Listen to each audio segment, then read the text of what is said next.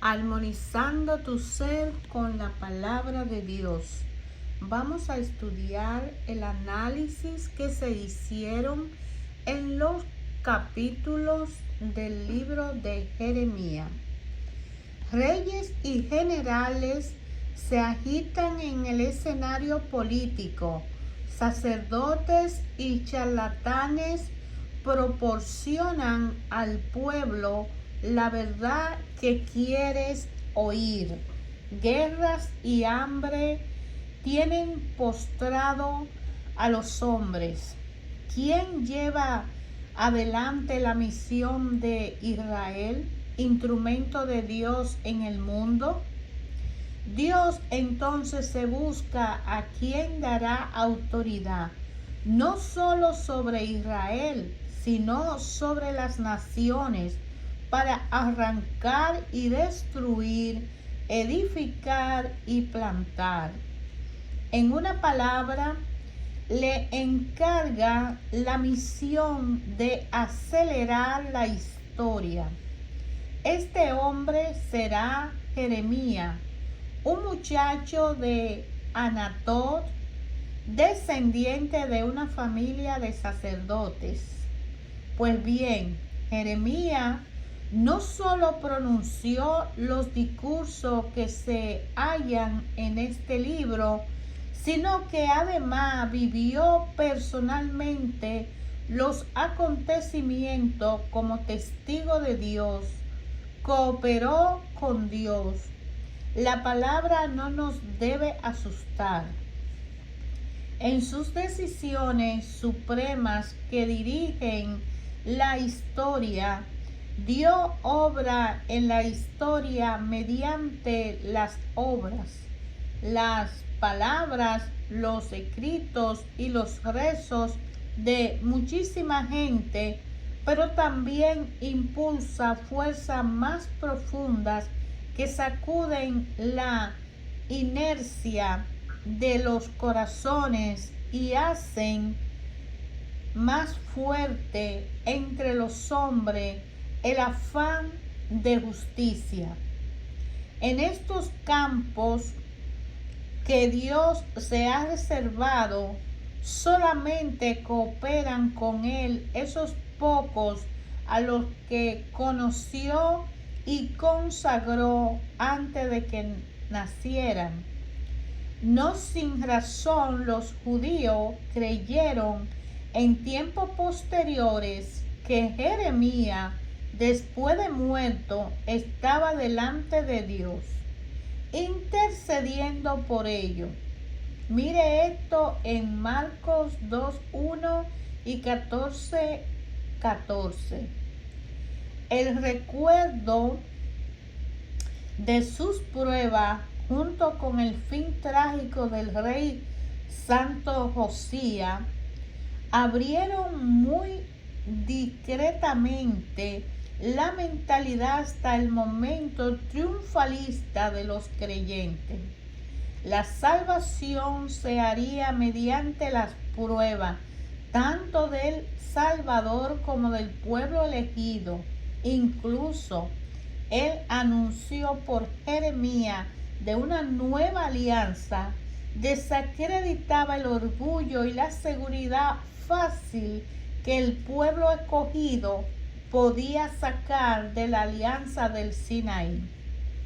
Entre las últimas profecías de Isaías en el año 690 y la vocación de Jeremías en el año 626, mediante 70 años, de los cuales casi 50 corresponden al reinado de Manasés.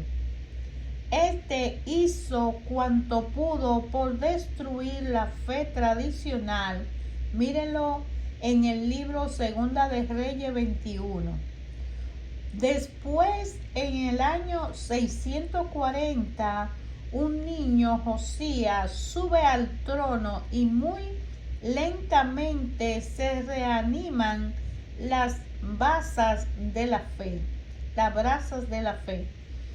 Este es el momento momento en que el descubrimiento del libro de la ley ocasiona una renovación religiosa.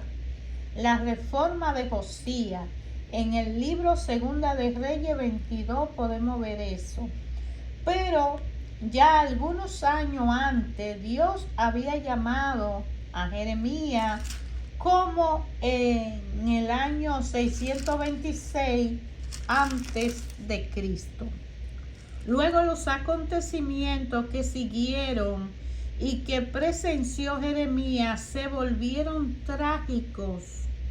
Están contados a partir de Segunda de Reyes 23-25 y están reproducidos en parte en Jeremías 39.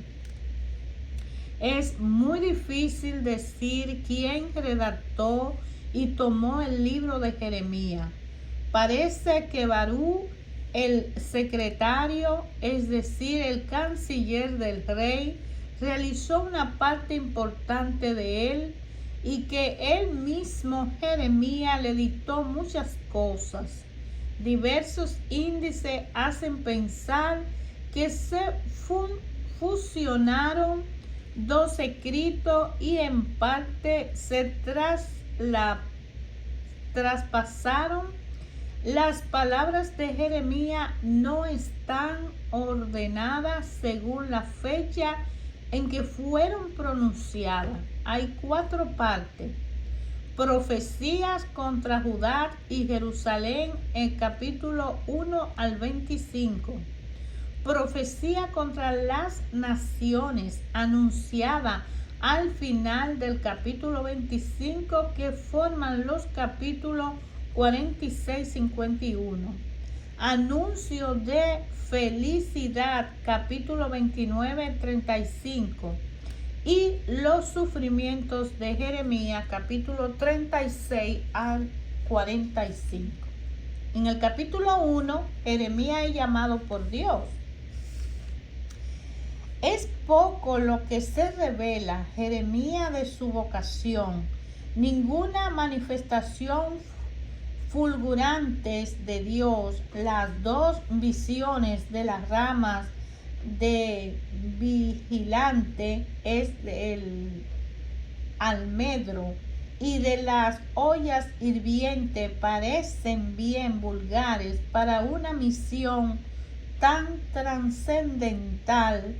Es la prueba de que lo esencial fue algo interior. Pongo mis palabras en tu boca. Jeremías es hecho profeta. En adelante dirá las palabras de Dios. Eso no significa que siempre Dios le dictará lo que debe anunciar, más bien porque ahora piensa y siente como Yahvé. Cada vez que hable podrá decir verdaderamente palabra de Yahvé. Si no fijamos bien en los textos, será fácil ver muchas veces que una palabra breve, la palabra que Yahvé le manda, es seguida por un discurso que la desarrolla. En este se expresa más libremente el profeta. Irá a donde quiera que te envíe. Jeremías en adelante será dirigido por la fuerza del Espíritu. Los miedos de su naturaleza tendrán que someterse. No tema enfrentarlos, porque yo también podría asustarte delante de ellos. No es una vida fácil la del profeta. La prueba mayor no es utilidad de los hombres, sino el aprendizaje diario de la convivencia con Dios. ¿Cómo hacer camino juntos si Dios es el santo y el celoso? Véalo en Deuteronomio 6:15. Estaré contigo para ampararte. Vea lo mismo lo llamado de Dios a Moisés en Éxodo 3:12 y a Pablo en Hechos 26:17. Jeremías tiene además la seguridad de que Yahvé lo destinó a esta misión, en que nunca había pensado y que lo asusta. Antes de que tú nacieras, yo te consagré. Pablo recordará esa palabra al hablar de su propia vocación. Te llamé desde el seno de tu madre. En Gálatas 1:15 lo dice. Y el Evangelio la aplicará a Juan Bautista en el Evangelio de Lucas 1:15 y a Jesús en Isaías 49. La palabra dicha a Jeremías valen también para cada uno de nosotros a la medida de la misión que le corresponda y que le toque. No somos producto del azar. En Efesios, primera de Pablo, alaba esta presencia de Dios que desde la eternidad nos llamó. En su plan eterno, Dios ha visto en forma especial junto a Cristo aquello a lo que encarga una misión más trascendental y le sería difícil escaparse de la llamada divina. Parece como que Dios forzara la libertad de Jeremías, pero esa impresión nuestra se debe a que tal vez no tenemos experiencia de esa libertad a la que alcanzaron profetas y amigos de Dios. Te encargo los pueblos, arrancarás y destruirás, derribarás. Jeremías en adelante lleva la palabra creadora de Yahvé. En los primeros años, esta se manifiesta más bien como destructora. Jeremías expresa el juicio de Dios que poco después se realizará. La misión de Jeremías arranca y destruye, edifica y planta. Será la de cualquier obrero de la viña del Señor. No puede haber compromiso entre las apariencias de vida cristiana y la fe verdadera. El verdadero apóstol deberá destruir para edificar. Los capítulos 2 y 6 del libro de Jeremías, fuera del párrafo 3 y 6, 18, contienen la predicación de Jeremías en los primeros años que siguieron a su vocación. Después de los reyes impíos Manasés y Amón, eran bien pocas las inquietudes religiosas.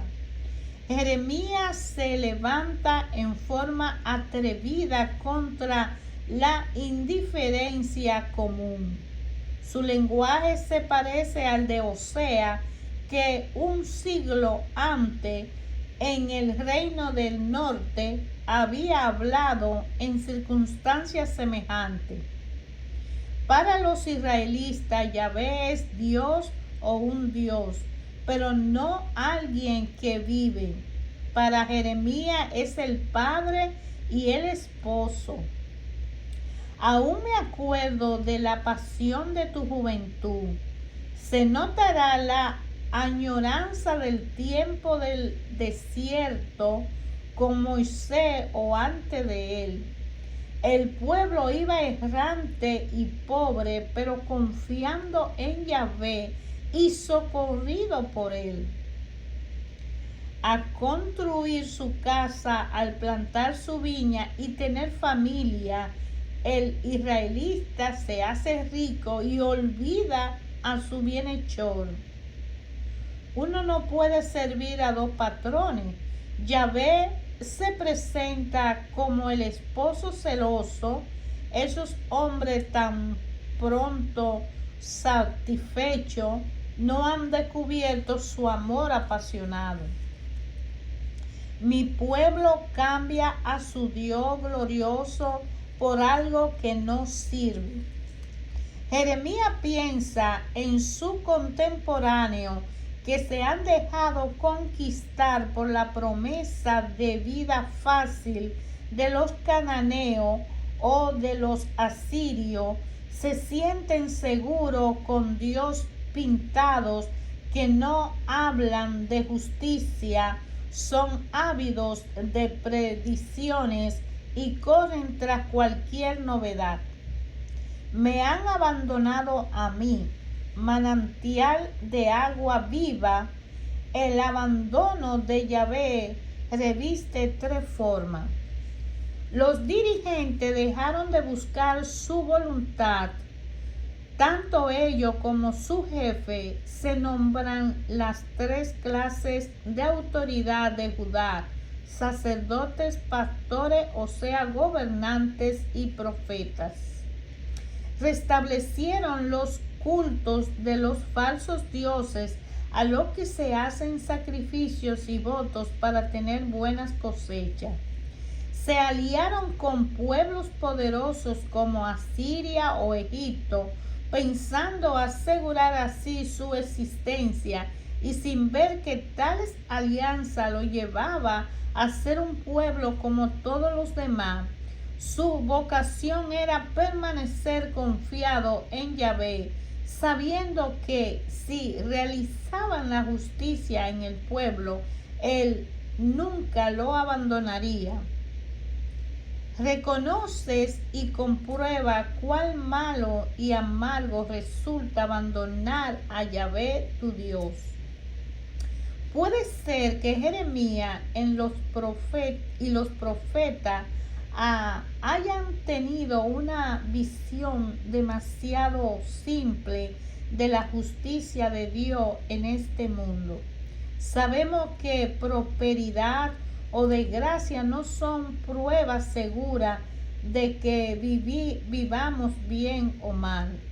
Sin embargo, el que reflexiona sobre su vida y sobre la historia comprueba la palabra de Jeremías: el pecado trae siempre su castigo. Casi todos los sufrimientos que han tenido nuestro pueblo lo tienen bien merecido. Mira tu mano manchada con sangre de inocente. En muchos lugares de la Biblia se habla de los niños sacrificados a los ídolos. En el capítulo 3 habla y pretende volver a mí. Aquí empieza un poema que seguirá en el 3:19 y 4:2. Si un hombre despide a su esposa, no se puede comprender el pecado si no se ha conocido el amor. Jeremías afirma que este pueblo duro de corazón es la esposa de Yahvé y que se ha portado como una prostituta mujer adúltera que abandonó a su esposo y sacrificó a sus hijos para ir detrás de otros hombres. El esposo abandonado, al revés de lo que pasa ordinariamente, busca a la culpable. Judá no merece que Yahvé vuelva a él y no puede quejarse cuando caen sobre él la desgracia. Pero Yahvé ama bastante como para buscar al infiel. El poema empieza en el 3:1, es interrumpido por dos párrafos posteriores, 6:13. Estos versos fueron escritos cuando Josías reconquistó una parte del reino del norte, el reino de Israel. Después de tanta amenaza, nunca se pierde la esperanza de la conversión. Estas palabras fueron dichas por Jeremías después de la destrucción final de Jerusalén en el año 587 y contiene promesas de restauración. Fueron colocadas aquí en el libro para moderar la impresión pesimista que resulta de tantas condenaciones. En realidad, estas amenazas de castigo tuvieron que realizarse por completo antes que Dios prestara nueva esperanza. En el capítulo 5 nos habla de los motivos de la invasión. En el 4:9 empezó este poema referente a una invasión venida del norte. Busquen por las plazas a ver si encuentran a un hombre que practique la justicia, como en Génesis 18. Yahvé aceptará perdonar a todos si solo hubiera un justo. Pero Jeremías busca en vano a uno que entienda. Esta invasión, después de muchas otras, es un toque de alarma que anuncia la destrucción final. Pero así son de sordo el hombre y las naciones hasta que perecen. En el Nuevo Testamento, Juan Bautista y luego Jesús y los apóstoles trataron de despertar a sus paisanos y repetirán este mismo llamado: conviértanse ya que se acerca el juicio. Y en el capítulo 8, que está hablando entre el 8 y el 10, se reunieron discursos que Jeremías pronunció en el tiempo del rey Joaquín. En aquel tiempo no existía todavía nuestra Biblia. La parte de ella que ya se tenía escrita no salían de la biblioteca del templo del palacio. Para el pueblo era palabra de Dios. Las tradiciones conservadas por los sacerdotes y sus decisiones que aplicaban la ley de Dios. También lo eran la palabra de los profetas que transmitían respuestas de Dios para un determinado momento. Pero estas dos fuentes de la fe se han corrompido. Ya no se puede conocer el sentido de los acontecimientos que vive la nación. En el capítulo 9 y el 10 habla de los ídolos y el Dios verdaderos. Yahvé, con prudencia, ahí de repente se manifiesta el corazón de Jeremías. No olvida que es israelita y pide a Dios que castigue a esas naciones poderosas que vienen a destruir a Judá cuando le da la gana. Después de repetir tantas veces que esos enemigos son enviados por el propio Yahvé en contra de Judá, ahora se revela. Este capítulo, en el capítulo 11, que Jeremías defiende la reforma de Josías, de lo poco que no representan la predicación de Jeremías en los años siguientes al descubrimiento de la ley y la reforma de Josías. En el libro Segunda de Reyes 22 habla de esto. Por un tiempo el rey Josías, deseoso de hacer todo lo posible en servicio de Yahvé, despertó un fervor nuevo. Sin embargo, al leer lo que aquí dice Jeremías, se comprueba que no fue ni podría ser una conversión profunda. Un pueblo no se hace más responsable sin que Dios lo haya hecho pasar por el crisol. ¿Por qué tienen suerte lo malo? Dice el capítulo 12 de Isaías. La explicación es la siguiente. Por primera vez, Jeremías pregunta sobre la prosperidad de los malos. Lo mismo harán los Salmos 73 y 49 y sobre todo el libro de Job. Jeremías no pregunta sin motivo es diariamente perseguido. Si te cansa correr con los de a pie, ¿cómo competirá con los de a caballo? La respuesta de Yahvé parece dura. Solamente anuncia a Jeremías otra prueba más cruel. Esto que significa ese refrán: cuando sus verdaderos amigos vacilan, Dios no le ofrece alivio, sino más bien le propone nuevos sacrificios. El versículo 12:6 tiene su lugar en el 11:18. El cinturón en el río y los cátaros rotos. A los que se quieren ver, Dios lo vuelve ciego. Juan 9:39. A los que los desprecian, Dios hace que se deshonren a sí mismo por su vicio. Romanos 1:24. A los que prefieren seguir un camino de loco, Dios le embriaga para que se pierdan por su propia locura. La gran sequía. En el capítulo 14, el poema que empieza aquí se termina en 15:4.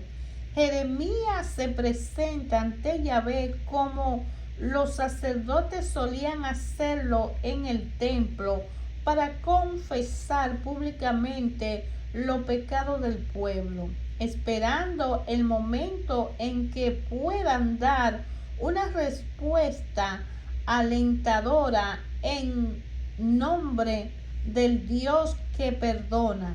Jeremías se presenta como solidario del pueblo, pero Dios no lo quiere escuchar. Oh Yahvé, no nos desampares. Jeremías está atormentado por la suerte de su pueblo. ¿Acaso Dios no puede perdonar? ¿No puede salvar? Aquí el hombre se enfrenta con el misterio de Dios. Jeremías no obtiene respuesta. Dios tampoco contesta a Job.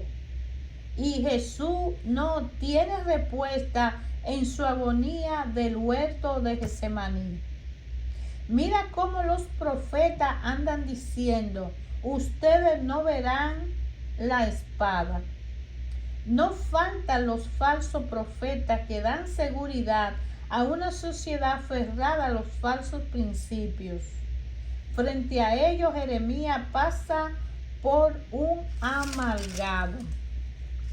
En el capítulo 15, nueva intervención de Jeremías, los desastres de la guerra y ¿por qué me has abandonado? Texto impresionante en el que Jeremías confiesa una crisis personal. No es nada fácil ser profeta.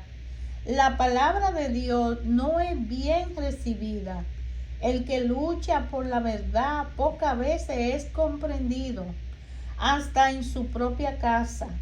El profeta lleva en sí como una quemadura la palabra de Dios que lo hieren diferente a lo que lo hicieron diferente a los demás, y ya no puede compartir la alegría fácil y las pequeñeces con las que sus paisanos se conforman. Tus palabras eran para mí gozo y alegría.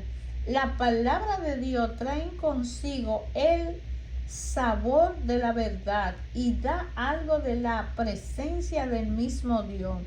El precio de esta alegría es estar condenado a vivir solo.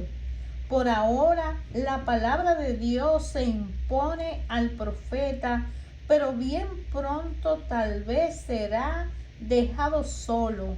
Y si Dios mañana no estuvieses con él, separa el oro de la escoria, es decir, deja hablar lo bueno y noble que hay en ti y acalla estos temores y quejas que provienen de la naturaleza débil, y no te busque esposa. No te busque esposa. Esta frase, Yahvé es el esposo verdadero, el amor apasionado y fiel de Dios para con su pueblo. Es el modelo del amor conyugal, ya que los profetas llegaron a ser como la boca y los representantes de Dios. Todo lo que hacen tienen valor de signo.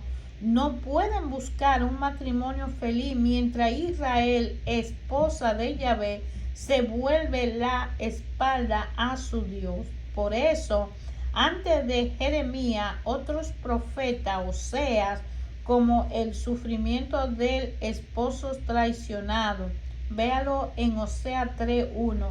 En Ezequiel, el profeta Ezequiel también habla y dice: ve morir de repente a su esposa. Ezequiel 24:15. Jeremías no tendrá esposa ni hijo. No le corresponde casarse en el momento en que se destruye la primera alianza. Más tarde, ni Juan Bautista, ni el apóstol Juan, ni Pablo se casarán. Eso será un signo. Así darán a entender que ya no viven sino para la próxima boda de Cristo y de su iglesia, de la cual el matrimonio es solamente una imagen. Hermanos, ayer, hoy y siempre Dios Padre habla a través de su palabra a nuestros corazones. La palabra de Dios es vida, fe y esperanza continuar, y la fuerza para cumplir con la voluntad del Padre. Conocer de la palabra de Dios es conocer al Dios vivo, el amado de siempre y el que nos amó hasta la muerte en cruz de su propio Hijo gratuitamente por el precio de nuestro pecado. De manera que buscar a Jesucristo, dejarse guiar de Él, entregarnos a sus voluntades, sumirnos y echarnos a sus pies y continuar la vida haciendo la voluntad del Padre es la tarea viva de cada uno de nosotros, de una forma personal, de una manera particular, con la fuerza del Espíritu Santo, dejándonos guiar de Jesús, arrepintiéndonos del hombre viejo, tomando una condición de hombre nuevo y practicando la voluntad de Dios Padre. Conociendo su palabra, podremos descubrir cuánto nos amó primero Dios y su Hijo Jesús, que han dado todo por nosotros. Jeremías es un profeta usado por Dios que llegó al extremo de sacrificar su propia vida para ser el medio a través del cual Dios pudiera ayudar a su pueblo, a las naciones. Y hoy cualquiera de nosotros, si buscamos de Dios, podríamos ser un Jeremías en nuestra propia vida para salvarnos del camino errado que estamos haciendo. Te invito a leer la palabra de Dios, escudriñar las escrituras, meditar en la palabra de Dios y a descubrir qué dice esa palabra de Dios, hermano, en tu corazón cuando tú la lees, cuando tú la estudias, y qué significa para ti los mensajes y la profecía de Jeremías, no en aquel tiempo, sino hoy y ahora. Por eso es que la palabra de Dios ayer, hoy y siempre habla a nuestra vida, a nuestra nación, a la humanidad, a nuestros corazones, porque es eterna, como eterno es su amor por nosotros.